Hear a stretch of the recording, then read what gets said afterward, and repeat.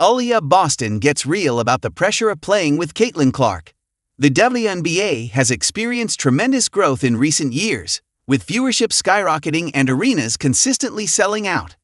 And while that's great news for everyone associated with it, there's a downside that trailblazer Caitlin Clark's teammate Aliyah Boston recently spoke about. Perhaps giving Clark 100% of the credit for the WNBA's increased popularity would be unfair to the other incredible athletes in the league.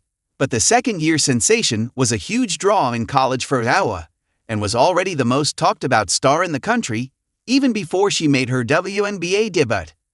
When she started playing for the Indiana Fever, the game changed. People, especially casual viewers, forget that Clark has teammates, and sometimes those teammates are under pressure for not delivering due to the extra amount of eyes on their game. Fever center Boston discussed this with WNBA legend Sue Bird. Everybody loves Caitlin. They love watching Caitlin. I think that just brings so much eyes. For our league, that's great. That's great for us, said Boston, after Bird brought up Clark's star power. They might come in for Caitlin, and they leave like, dang, this girl is a hooper too. Oh, I like her.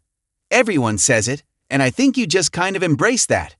Boston, of course, has to deal with negativity on social media as well, a trend that's become far too common in the sport.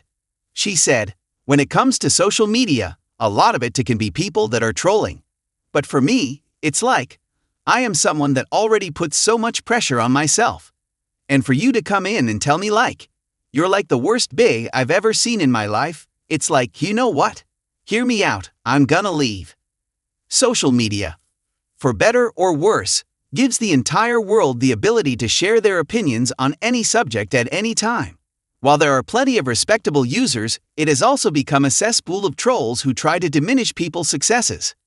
Boston doesn't let it bother her, but she does wish they understood the context of the Fever's performances. For instance, Boston hasn't been playing with Clark for very long and explained that it takes time to build rapport with a teammate. We weren't given that grace period of like getting to play with someone you've never played with.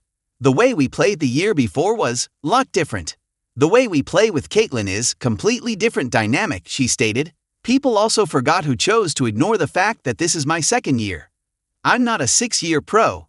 I'm not even a 5-year pro now. I'm in my 3rd year. When people are placed on a new team, give them a second.